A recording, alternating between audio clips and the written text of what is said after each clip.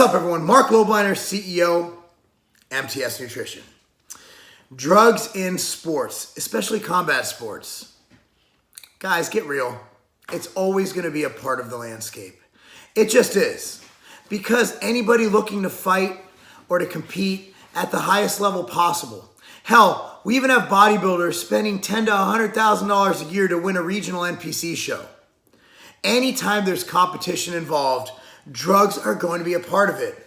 Now, two-time UFC bantamweight champion TJ Dillashaw has accepted a 2-year ban for a failed doping test.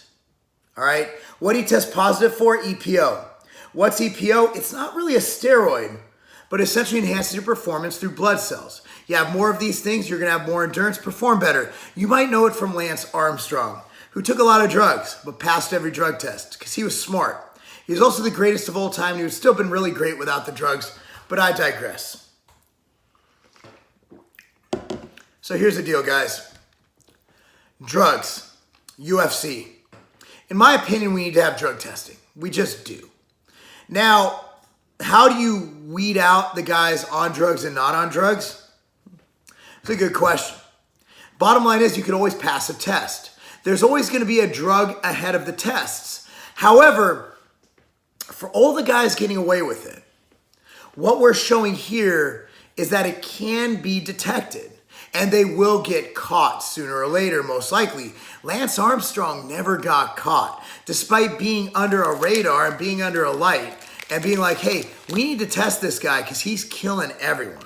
All right, they still weren't able to catch him till he literally did an interview on Oprah.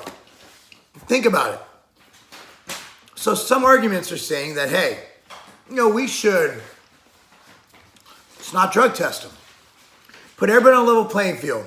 Let them take drugs. And I used to share that perspective. However, my kids are really, really fucking good at soccer. And I don't want to think that for my kids to have a shot professionally, that they have to get into the drug use range. I don't want my daughter to take testosterone. And that might make me weird, but I just don't want that. I want my kids to get to the best of their ability naturally. And if later on they're competing in whatever and they decide to do that, I want to make sure they do it legally so they don't break the law and get arrested. Because at the end of the day, steroids and performance-enhancing drugs are usually illegal. So if they have a way to get it legally, that would obviously be preferred. Most vitamin D3 comes from sheep's wool grease. That's right. Sheep's wool and the grease from it. That's where you're getting your vitamin D3. No, that's disgusting. MTS Nutrition Vega D3 is derived from lichens, which is a renewable source. And the great part of it, sheep's wool grease, it's not vegan. So vegans can't even have it. Our Vega D3, again, 100% plant-based. We recommend taking 5,000 IUs of vitamin D3 a day. This has it all in one capsule, available right now from MTS Nutrition. Now, you might be saying, hey, Marc, you're a hypocrite. I got to address this every time I address these videos because I get called fake natty and I get called this and I get called that. And my wife and I made a very, very thought out decision to be honest about our hormone replacement therapy and be honest about, the fact that I am a pro bodybuilder, a retired pro bodybuilder, and I have done cycles in the past of steroids. So absolutely, I've done steroids. That doesn't make me a hypocrite.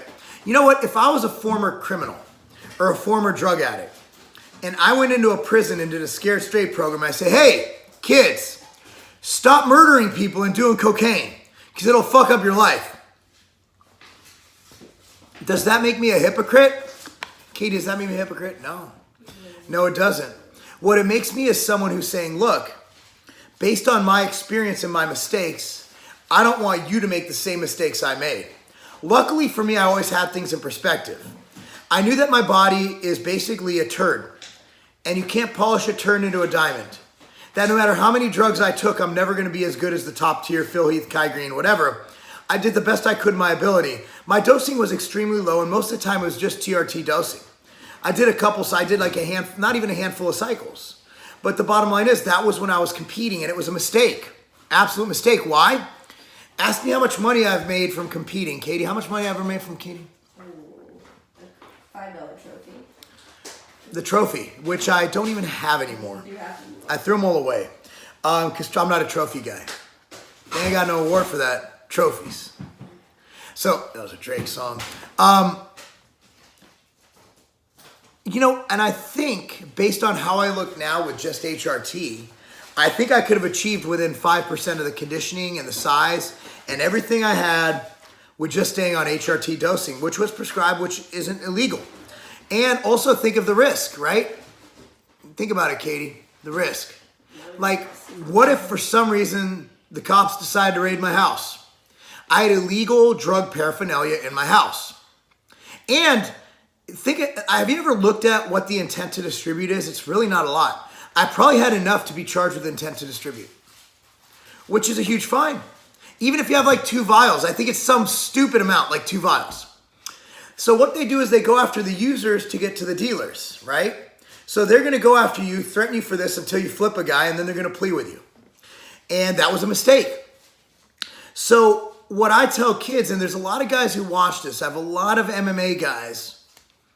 Guys, there's very little chance of you making real money in MMA. Most fighters are broke, poor, or all of the above.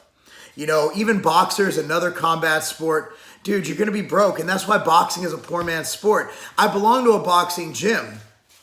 You know, I'm never going to make a lot of money selling supplements in that gym because boxers are generally lower income. Now, we're in a different area. We're in Elgin, Illinois. It's not exactly the hood. It's not exactly the south side of Chicago. It's not exactly, you know, over there in Norwood, Ohio, where, you know, Punch House, I'm sure, has a different demographic than Eric has at Pro Boxing Fitness. But fighting is a poor man's sport. I once did a lecture over at, it actually closed down, believe it or not. It was in the Cincinnati Mall, and they had an MMA gym open up, and my partner Chad and I went down there, showed some love. And the owner told us this. He said, these guys can't afford anything. In fact, I have to comp most of their memberships. Probably why he's out of business, actually. Bottom line is there's no money in fighting. So what I want you guys to do is look at these pros. I don't blame them. Like, if I was a pro athlete and I was literally 1% away from being the greatest, that's where these guys are all on a similar playing field, right? And the only thing it would take, like, you got John Jones getting pop positive all the time and shit. The only thing it would take is that little, like, steroids don't make it. You know, like, my physique is good, but it's not Phil Heath, dude. It's not Sean Roden. It's not even Mark and the Funky Bunch. My physique's blocky. I have weak areas. I get that. You can't polish a turd into a diamond. I'll say it all the time. But I'm the best goddamn looking turd I can be. And I could have done that without the use of I could have been I wouldn't have been as good of a turd, but I would have been a nice turd. You know, I would have been a respectable turd. So what I'm saying is keep things in perspective. So as far as drugs in professional sports, it's always going to happen. It's always going to be a part of sports. It's always going to be in the Olympics. Dude, I was just explaining this to a kid at the soccer club the other day, or a parent at the soccer club. You know what? You can look at drugs, you can look at genetics, look at the fact America is a melting pot, and we have all these different cultures and races and different genetic types blending together. You know, think about it, man. I only know outside of like this community, like all the people I know within the fitness industry, they're biracial relationships. So you're getting all these different races combining West Africans with Norwegians. Think about it. It's proven in science, like Norwegians are strong motherfuckers. West Africans are just badass. You combine them, you get a badass athlete. So that's the American Olympic team right now, right? There's a genetic component, okay? There's a training component. Training has gone so far. I mean, in the 80s, we would never think of loading an athlete with trap bar deadlifts. Now we have been shown in science it's the best way to increase your speed. Things have changed, but not that much where it's going to completely obliterate a world record every Olympics. They're doing drugs. Most of them. I'm not going to say all of them because I've met some natural Olympic athletes. But guess what? Most of them are. And most of them, and all of them would if they knew they'd get away with it 100%. At least the good ones are. The ones with money are. So that's where I'm getting at. What was my point of this? No fucking idea. It's just a hot topic. I'm a huge fan of, I love fighting. I love combat sports. Myself, I box twice a week. I spar once a week. So I love fighting. And I've gotten really involved in it in the last year and a half.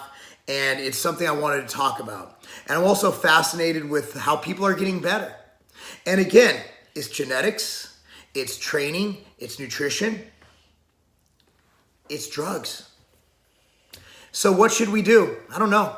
I don't have a solution. And I also don't think the right way to go is just to let everybody juice their mind out. Because I don't want my daughter to have to do that to go pro. I don't want my son to have to do that to go pro at soccer. And if they're juicing in soccer, I mean, that's not good. So what are your thoughts? Comment down below. Like, subscribe, follow me on Instagram at Marc Lobliner. That's not a game.